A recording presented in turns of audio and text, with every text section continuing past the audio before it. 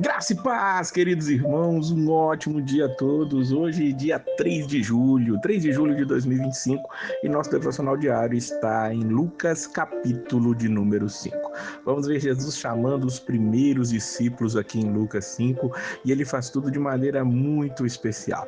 Nós vamos ver no versículo 2 que estavam dois barcos juntos à praia, e os pescadores tinham descido, estavam lavando as redes e não tinham pescado nada. Diz a Bíblia no versículo 3 que entrando nos barcos, o que era de Simão, pediu-lhe que o afastasse um pouco da terra, e assentando-se ensinava do barco a multidão. Jesus pega o barco de Pedro, Simão Pedro, e começa a ensinar dali. E acabando de falar, ele fala para Simão: Simão, vai ao mar e lança as vossas redes para pescar, diz o versículo número 4. E Simão responde algo interessante: mestre, havendo trabalhado toda a noite, nada apanhamos, mas sobre a tua palavra lançarei a rede. Veja que Pedro, logo no início ali do seu ministério, antes, na verdade, de ter sido chamado, ele já estava ali debaixo da palavra do Senhor. Ele estava segundo aquilo que Deus tinha dito, e ele foi ali e lançou a rede. O versículo 6 diz que eles escolheram uma grande quantidade de peixes e rompia-se a rede. Pedro percebe que Jesus é diferente, e no versículo 8 ele diz: Senhor, ausenta de mim, porque sou um homem pecador. Ele se arrepende de alguma maneira por estar diante de Jesus, por saber dos seus pecados, mas ali Jesus diz para ele: não temas, de agora em diante serás pescador de homens. É um chamado a Simão, a Tiago, a João, segundo o versículo de número 10, que foi feito ali, e esses três homens entram aqui para serem os grandes apóstolos que nós conhecemos hoje. Um pouco mais embaixo, lá no versículo 27, Jesus vê um publicano chamado Levi. Nós sabemos que esse mesmo Levi era Mateus. Ele estava sentado na coletoria ou recebedoria e disse-lhe: segue-me.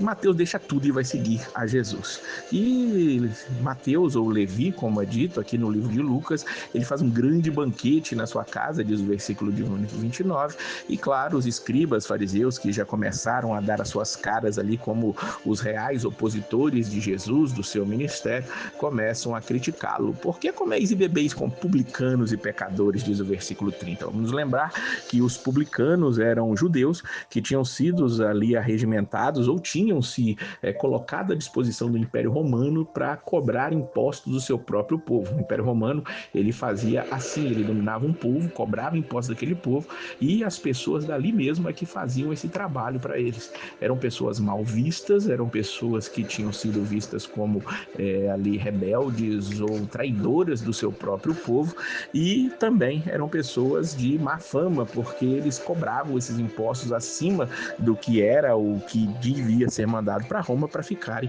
com uma parte daquilo.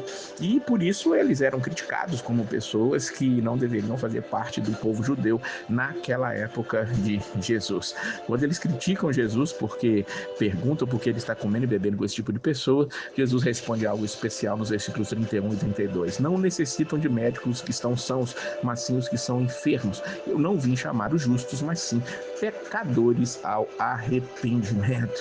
E aqui nós já vemos um retrato de quem eram os fariseus. Eram aqueles religiosos que achavam-se melhores que os outros, que cumpriam algumas partes da lei, partes ali que lhe eram convenientes, e achavam que eram melhores que os outros. E aqui começa esse grande debate, qual nós vemos nos evangelhos, que vão longe, longe, longe em relação a isso. Jesus, ele também vai fazer grandes milagres. Vamos ver ele curando aqui um leproso, um paralítico. O leproso chega até Jesus, diz o versículo número 12, ele se prostra e diz: Senhor, se quiseres bem, podes limpar-me. E Jesus diz: eu quero, seja limpo, diz o versículo 13. Lembremos que os leprosos também eram pessoas excluídas da sociedade, eram pessoas que tinham doenças ali de pele. Qualquer tipo de doença de pele era considerada uma lepra naquela época, e eles viviam à parte da sociedade, viviam afastados, e sempre que vinha uma pessoa passando perto deles, eles de muito longe tinham que gritar: impuro, impuro, impuro.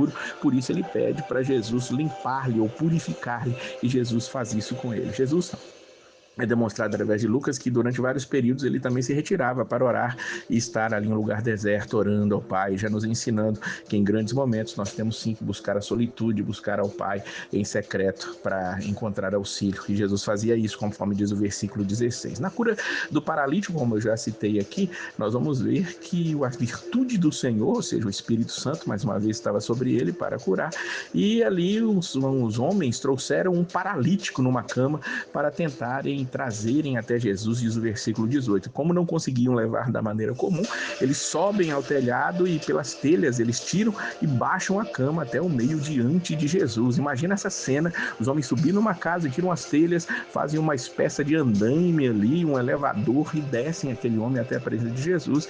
E diante de Jesus, Jesus olha a fé deles e diz: homem, os teus pecados te são perdoados, diz o versículo de número 20. Claro que aqueles homens levaram aquele paralítico para ser curado, mas Jesus foi no âmago do problema. O pecado é muito pior do que qualquer doença física, mas aquelas pessoas não conseguiam entender isso, e claro, estavam ali os fariseus, estavam arrazoando, quem é esse que acha que pode perdoar pecados?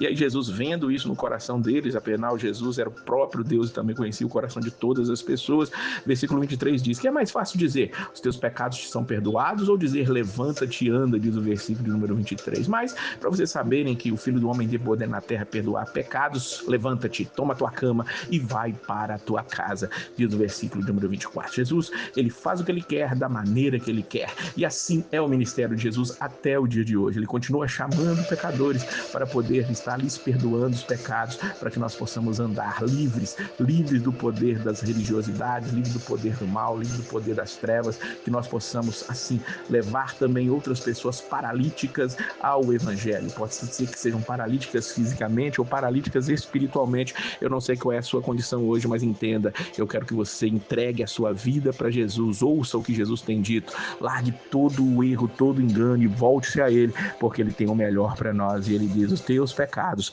estão perdoados. Que Deus abençoe a sua vida e a paz do Senhor.